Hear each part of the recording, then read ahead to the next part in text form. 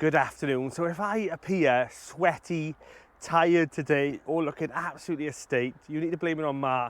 So I had this text message off him saying, it won't take too long, it'll only take up to an hour to build this shed. And let me tell you, I turned up there and it was a log cabin. It was huge, on weird angles. The wood was absolutely heavy and we were sweating, but we got it done. He did redeem himself, I must admit, by giving me a nice jar of his homemade honey, you know, from his plot. And he also gave me a nice bottle of rhubarb and blackberry wine from last year. So I'm hoping it'll taste nice. If not, all that hard work was for nothing. So never trust a fireman, never. Right, let's get some of the plot jobs done, I think. I've come over, all I've done the last couple of days is just pop over, sort the chickens out, rush through, do my shifts. But today, there is loads of things that harvest. The courgettes, I've got to be careful they don't go into those marrow state. And yeah, there's loads of outdoor tomatoes to collect. Yeah, let's just get some of those jobs done. It's boiling today as well, it's warm. I'm tired already and I haven't even started, but let's just get them done. So as you can see, the runner beans now are at a stage where they need to be picked. Any bigger than that and then they'll just go really, really tough. So I've got quite a few on here now that need to be picked today. And yeah, I think I'm going to start putting them in the freezer now at this stage. I've eaten so many fresh and I think it's due, you know, the time where I start storing them for winter.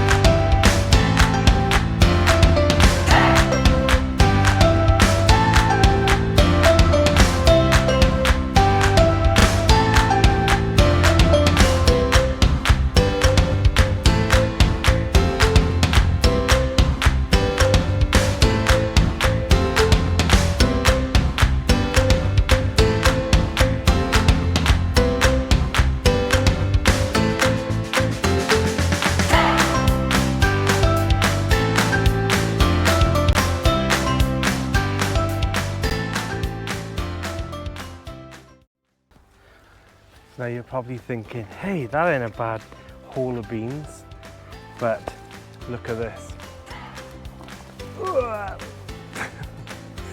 I've got a whole 30-litre bucket of beans, plus this one today, so what a haul. You know, I'm definitely gonna have to prepare these beans for the freezer today. Hey, look at this. So the spinach I planted in has not been eaten by the slugs by the looks. So I'm happy about that. I'll give it a nice good bit of water in, and God, the Swede is being battered by the flea beetle this year. I didn't net this bed very well, and lesson learned. But I think the Swedes will be okay because they are bulbing up really well. So let's have a look, is it? Yeah, they're still bulbing up to a good size. So I'm happy with them. They'll be okay. Oh, it's powdery mildew season now. Don't worry about this if it comes on you. You can spray it with like a milk solution, but to be honest, I never worry about it. It's a natural thing that happens now, and I'm having courgette after courgette. You know, I got a few more to collect now in there. But yeah, it happens. It happens. Now I'm walking down the path and I look in this bucket full of compost, and for some reason, these must have been the peas that I didn't collect to save seed, and I've just chucked the soil in here, and look, they've just re-sprouted. So do I keep them, you know? Do I just leave them and hope that we get a little bit of extra from them? But I think these are mange too, so maybe we shall see. So these are like stray ones in a bucket, but sometimes you get them, you know? Now I've noticed while taking the nets off that the leaves have got this like black sticky stuff on the leaves. I'm not sure what it is, and it's on some of the sprouts as well. But it just doesn't make sense what it is. So if anyone knows what it is, maybe they can let me know. It just looks like a sort of form of soot. But it's sticky. It's quite sticky on my hands. But yeah, it's been netted, so I don't know how anything would come in here. So I'm not sure what this is. You know, I've had people in the past, and I've read it as well, that says don't plant chilies straight in the ground. You know, that they need that suffering in the pot to constrain the roots to go downwards. And you know, I just planted these straight in this bed, and the harvest I'm getting off all of them in here has been a complete success this year. So it just goes to show, you know, that you can be told by the, you know, the gods of gardening that don't do something, and then just by pure luck, or maybe, you know, this is just, it just worked this year. But the harvest I'm getting off all of them are crazy. The Latan now is starting to die back a bit. I'm still getting tomatoes from them, but it won't be long before I'll be pulling out most of this. And yeah, the peppers are looking great. They're turning red now, which is crazy. Look at this colour. Look at the colour on this one.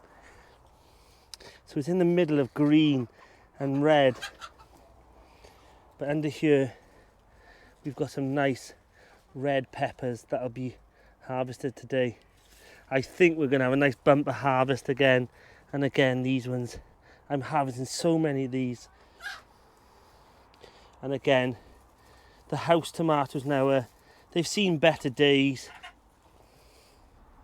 So one of the main jobs I need to do today is I need to change the batteries in my, you know, my chicken guard, because what happened was I put them in the coop the other day, and luckily I came over really early before my shift, and I didn't start until like 10 to 7 in the morning. So I came over about 6:30.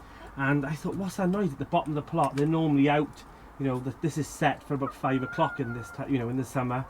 And it was only open halfway, and they were so frantic to get out, because that's their routine. It opens and they want to get out. And they were bashing up against here, you know, they were just in distress. They wanted to get out.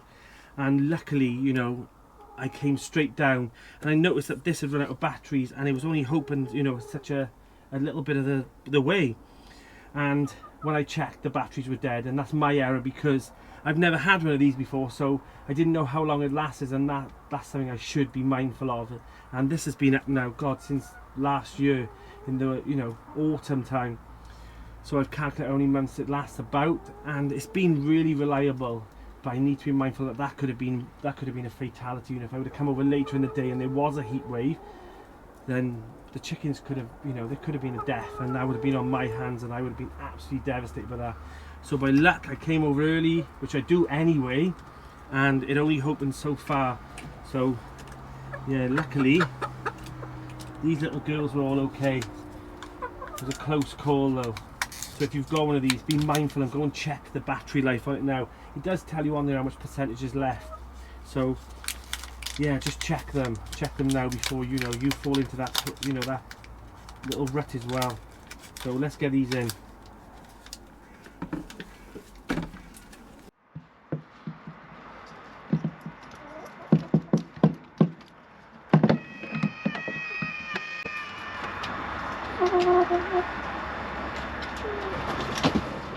The girls are still producing beautiful large eggs, and you know, I don't rely on them, but if they produce them for me, then happy days, cakes, and I give them to other people. So I'm happy that we got a few eggs today. So we're still having this massive flush of sunflowers all over this archway. It was not the plan for this. They were supposed to be piles of pumpkins, but they just kept getting battered back by the slugs and the snails. You know, we got a few creeping up, but not to what I wanted. But look at these. Look at that corn. These are huge. You know, they're huge, big pieces of corn, and I'm sure, like, this one's already popping his head out of here, and I'm not sure if they're supposed to do that. But yeah, these are massive, and these are big plants though. Really big plants. They're at least 12 foot now. I'll show you. They're at least 12 foot into the sky, and they don't seem to be stopping. But the plan is, look, that these up here, you give them a shake and the seeds drop down and they pollinate. These little hairs on the corn, and each one of these hairs is a piece of corn inside the cob.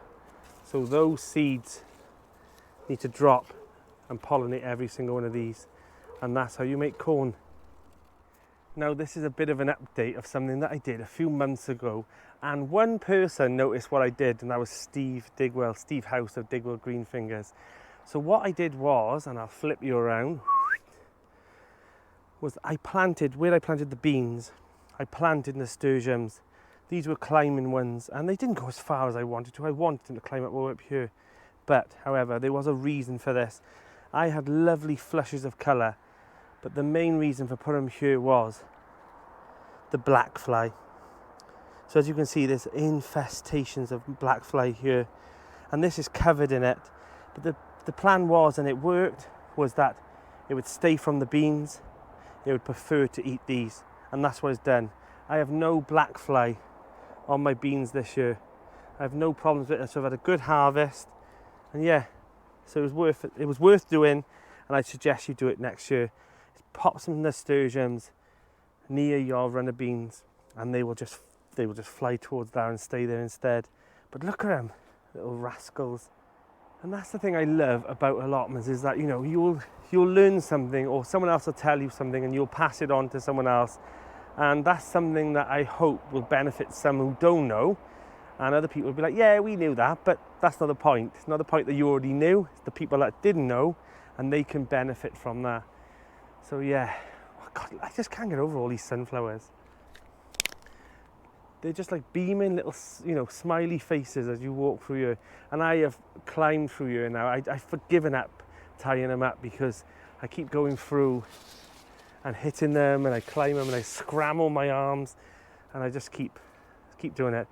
The sweet peas are still climbing up these now again, and they're on both the arch. So I don't think it'll get to that point, because it is going into seed. But next year I'll plant them a little bit earlier, like I did at the top, and hopefully I'll have a nice archway of sweet peas here. So it was a semi-success. I picked a lot of sweet peas off this one about a month ago, and look, they're flowering again. You know, they're reflowering. So yeah, another success. This bed here, look at the tomato plant. Remember that tomato plant I showed you? One little sucker that I pushed in. It's just bushed into this huge, ginormous tomato plant, and I'm hoping I'll get a few little tomatoes off it before the end of the season. If not, no loss, no gained. So yeah, the beans are coming up. This side better than this side, which is strange. But we've also got some other plants coming up. Now I think they are from the hugel culture. So I think when I put some, you know, branches and logs down, I think they're actually rooted and they're sending shoots up. So if that's the case, I'm going to have to excavate all of this bed, you know, the planter, and start again. So hugel culture works in a way, but also doesn't work if it starts rooting. So one thing when you are doing hugel culture is don't put things in there like raspberries, black currants, because they root so easily. And yeah, so they weren't them, but something down here is rooting. So I might have to do a bit of digging sometime in the autumn and have a look. Always a job, innit? Now I know I've shown you some of the good parts of the plot, but this is the bed that seriously, you know, needs to have some care taken to it. And yeah, I've got like a pumpkin climbing through it, and there's just like marigolds, weeds, brambles, you know, the sunflowers, corn, kale, and I just really need to dedicate some time on this bed, I think, next year. So yeah, I want to show you that it's not always perfect, and it's by far nowhere near that, but this bed has really been a bit of a failure this year, and I'm sure we've all got those beds, but this one definitely a massive failure, apart from this really wonky pumpkin down here. Not sure what's going on with that little thing.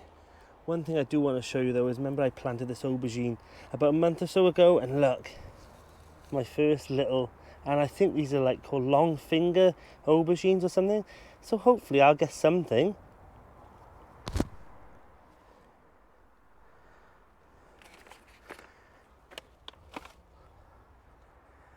You know, it's lovely to have all these harvests, but there's also that pressure, you know, of what do I do with it all? You know, I give it away, I donate so much, and then I'm giving it to people in work, and I'm freezing it, and I'm eating it. And there's that pressure in it now of like, what do I do with all this food? I don't want it to waste, and you know what it's like as a gardener. You don't like seedlings dying, you don't like food being wasted, so you've got that little pressure on of like, what do I do with it all? So if you've got any ideas of what I can do with all those runner beans, then pop them in the description, you know, below, and pop them in the comments below, and yeah, let me know what I could do with all those runner beans. I know I preserve a lot of them in the freezer by freezing them and chopping them all up, but you know, is there anything else I can do with those runner beans that could just, you know, a fantastic recipe? So let me know. Anything that I'm growing, let me know what I can do with it. The corn, not a big fan of corn, but if you can think of something that I can use that corn on, then let me know. Also all the tomatoes, I've done ketchup, beautiful ketchup. Look at this. Oh, I made so many bottles of this stuff. It's amazing. I'll pop the recipe in the description, but I'll also pop over to my Instagram, which is by here, and go and take a look. I've got it on there on my story as well, and it just shows you, you know, like a perfect recipe, so easy. Just chuck it all in the pot and leave it for about 40 minutes, and then just sieve it, blend it and sieve it, and it's perfect ketchup. And you can store it in the freezer. You can also, you know, keep it in the fridge about 3 weeks. Never lasts that long in 3 weeks for me. Like, I'm using it all the time. I'm obsessed with it. Right, another job. So a little update on lavender and sugar. I know a few of you have commented and messages saying, you know, how are the girls getting on from Malcolm Kingswell? And if you don't already know, like, Malcolm brought the chickens here about a month or two ago, and they have settled in so well. Like, the girls all love them now. There was a bit of a hustle bustle for a few days, and that's normal, pecking order and all that, but they have settled in really well, and they've become part of the flock now. They're not in charge, but they're enjoying themselves, and that's the main, you know, they're part of the flock now. They're all looking after each other, and that's all you can ever ask for. So I'm glad that they're settled in well. So today was a bit of a mishmash of things to do and little jobs and harvest, and yeah, it's just this time of year, you just know there's just not massive jobs to do. You know, everything's in, everything's growing, everything's harvesting. You're normally preserving and freezing and just preparing everything for later use, you know, usage. And I have booked off a week next week, so I can come over and give this plot a good clean all the way through, from the top all the way down, and give it a good sort out, ready for, you know, autumn, and getting the shed sorted. And this shed needs to go very soon. So there's just so much to do, and I've booked a week off, so I'm going to dedicate a few days to this plot. And yeah, I'm excited for what's to come. And I got loads of plants to go in as well, which I'm going to do in the next couple of days. Yeah, there's so much to do, but it's just, you know, I want to enjoy the spring and the summer as well. So I have put things off a little bit as well, so I'm sure you've done the same. You know, there's days when you think, oh, that really needs to be done, but you want to enjoy it as well. Like, your plot in your garden can take over your life, and it shouldn't. You know, you can't do that. It needs to be part of your life, so you need to integrate it really well. So getting that balance is really, you know, it's tough. Right, I think I'm going to head home. So as I always say, take care, guys, and I shall see you all again soon.